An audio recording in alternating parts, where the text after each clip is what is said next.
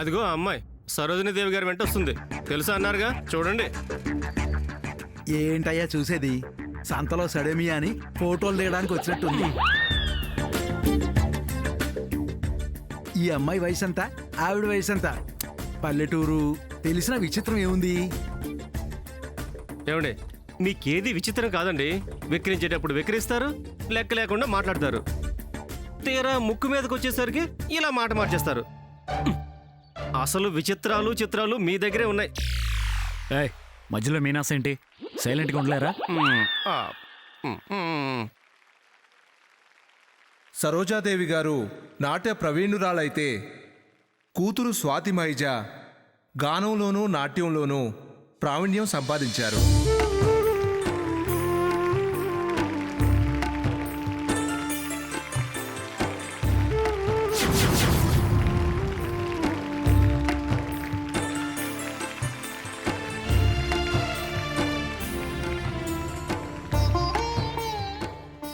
అంటే స్వాతి నా చెల్లెలా? చాలా ఆనందంగా ఉంది. కళాకారిణిగా మనందరికీ ఆనందం పంచుతూ దాని ద్వారా వచ్చే విరాళాలను అనాథాలను ఆదుకోవడానికి ఖర్చు చేయడం సరోజాదేవి గారి గొప్ప మనసుకు తార్కాణం.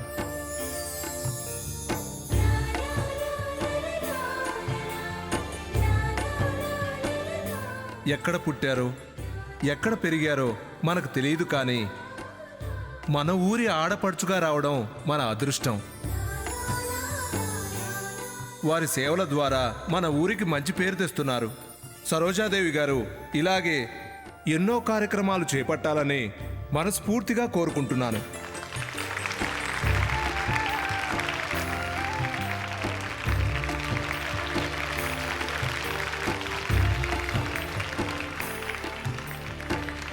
ఇప్పుడు సరోజాదేవి గారిని మాట్లాడవలసిందిగా కోరుతున్నాను.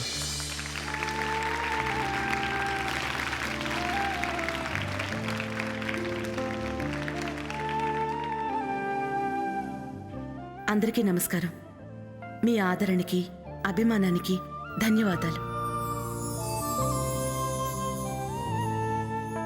కళా భగవత్ అనుగ్రహాన్ని తిరిగి ఆయన సేవకి అంకితం చేయటం నా ధర్మంగా భావిస్తున్నాను.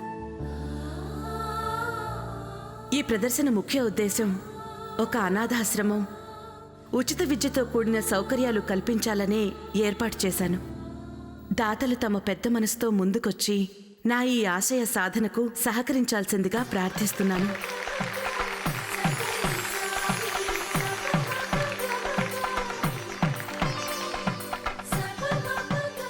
ఈ ఊరి ప్రెసిడెంట్గా నా విరాళం 1,00,000 రూపాయలు ప్రకటిస్తున్నాను.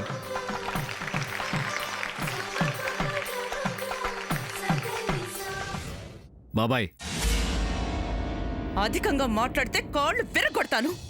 ఎప్పుడొస్తారా ఎప్పుడు పిలుస్తారా అని ఆశగా ఆపగా ఏం ఎదురు చూడడం లేదు. రా అనగానే సామాన్లు సర్దుకుని వచ్చేయడానికి. వారి అమ్మగారి తరఫున మేం క్షమాపణ అడుగుతున్నాము. మీకు జరిగిన అన్యాయం గురించి ఈ మధ్య మాకు తెలిసింది. చాలా బాధ అనిపించింది. వారు చెల్లించిపోయి తన బాధ్యత తను తెలుసుకుని వారి నాన్నగారి ఆత్మకు శాంతి తృప్తి కలగాలని వచ్చారు.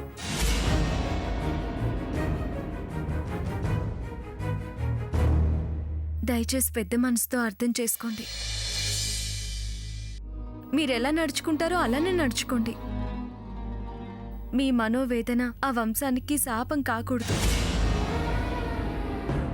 తాను ఆ వంశాంకురమే అని, తన జీవితంలో సుఖ సంతోషాలు కలగాలని, మంచి పేరు ప్రతిష్టలతో వర్ధిల్లాలని తల్లిగా మీరు తలిస్తే బాగుంటుంది. దయచేసి మా మాట వినండి.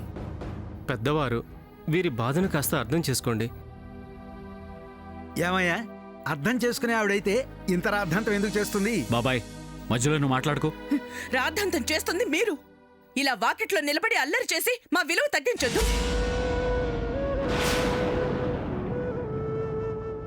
ఈ ఊళ్ళో మాకున్న గౌరవాన్ని పోగొట్టొద్దు. ఇక మాతో మాట్లాడే ప్రయత్నం చెయ్యొద్దు. వెళ్ళండి.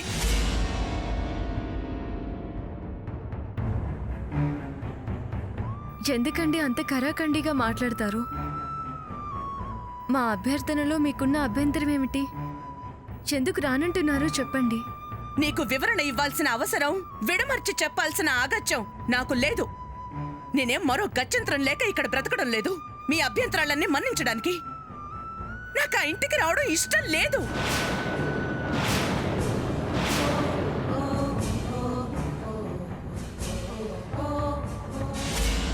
ఆ గడప తొక్కడం నాకు నచ్చదు. నా గుమ్మ ముందు మీరు నిలబడటానికి వీల్లేదు. వెళ్ళండి. వెళ్ళకపోతే అమ్మా, అనాథ పిల్లలకి 25 లక్షలు ఇచ్చాడు కదా అన్నయ్య.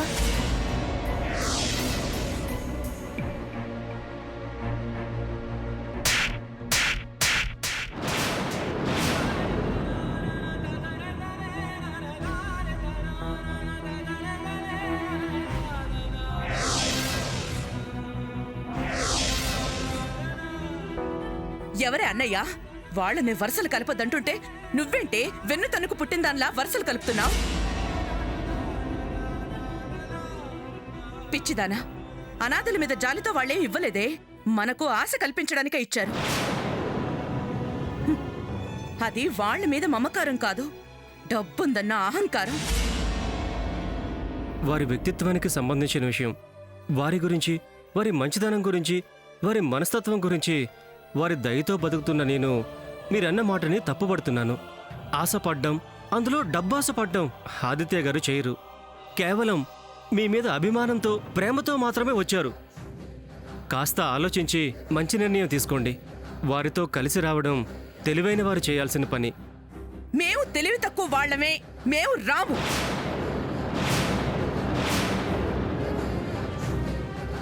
నీకు విశ్వాసం ఉంటే ఉదయం సాయంత్రం పాద పూజ చేసుకో. మీరు వెళ్ళాక మేమిక్కడ పసుపు నీళ్లు చల్లుకోవాలి. త్వరగా వెళ్ళండి. అది కాదమ్మా. పడింది చాలేదా? పద లోపలికి పద.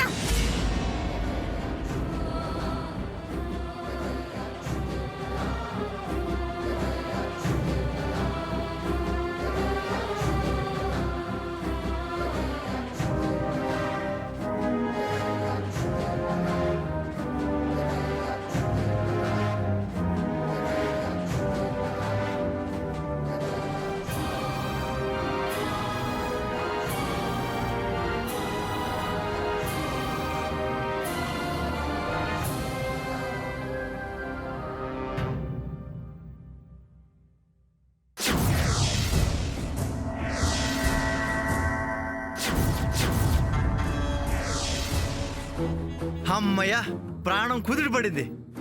టెన్షన్ తగ్గింది. ఈ బ్రిడ్జి లాగా, ఈ వాతావరణం లాగా ప్రశాంతంగా, రిలాక్స్గా ఉంది. ఏమంటారో, ఏమవుతుందో, ఎంత కష్టపడాల్సి వస్తుందో, ఎంత ఖర్చు అవుతుందో, ఎంత ఇబ్బంది పడాలో, ఎన్నిసార్లు కాళ్ళు పట్టుకోవాల్సి వస్తుందోనని, ఎంత రచ్చ అవుతుందోనని చాలా రకాలుగా టెన్షన్ పడ్డాను. అమ్మయ్య, ఏమాత్రం కష్టపడకుండా కాగల కార్యం గంధర్వులు తీసినట్టు వాళ్ళకే వాళ్లే మేము రాము అని బావ మొహమ్మద్ తెగేసి చెప్పారు. ఆనందం మిగిల్చారు. ప్లాన్ చేయవలసిన అవసరం లేకుండానే ఫలితం మాకు అనుకూలంగా వచ్చింది. అంతా మా అదృష్టం. వెంటనే ఈ విషయం లేక చెప్పాలి. తను కూడా ఆనందపడుతుంది. ఎస్.